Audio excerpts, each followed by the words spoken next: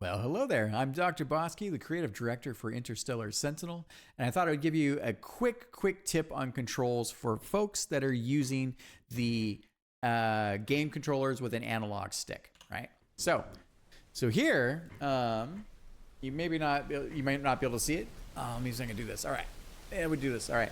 So check this out.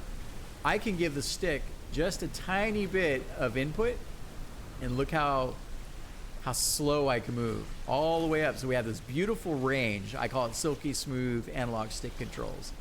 So now here's the thing with analog sticks, and I highly recommend playing this way. The game was designed for this. Works well with D-pad as well.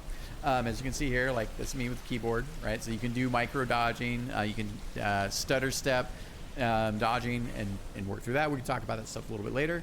But the thing that I want to share with you is that as controllers age, and there are controllers of all different types, I've already blown out an entire PlayStation 5 controller making this game over the last few years, so I just replaced it recently.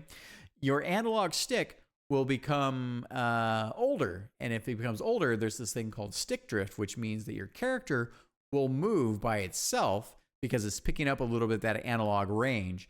And I will show you what that looks like here. So if I set the dead zone to 1, I'll show you how to do this in game in a second. This is just to make it easier.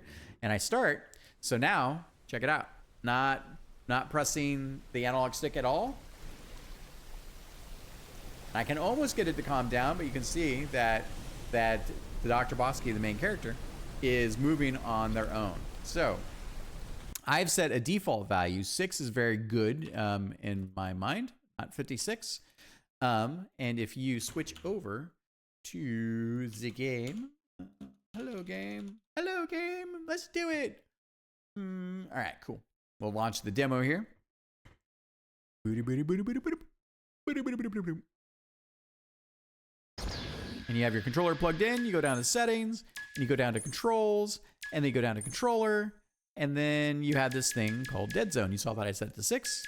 Left and right on the analog or on the D-pad or analog stick will let you set it, and then you can always reset the default. So if the goal for you is you want to get your analog controls to be dead zone wise as low as possible without your character automatically moving, and this will give you enhanced and refined controls. And one of the most beautiful and wonderful things about playing shmups is that they go crazy, right? Like there's enemies and bullets and you're weaving through stuff. It's like a glorified dance. It feels so good when you're in the flow state, and it challenges you to maintain stick control, whatever your control paradigm is, and not to lose control with all of the overload. So it becomes kind of like a digital meditation. And one of the tricks to that is understanding your own controller devices and then tuning for that. So I highly recommend that you come in, customize your controls. Unfortunately, you can only do it in the front end settings menu.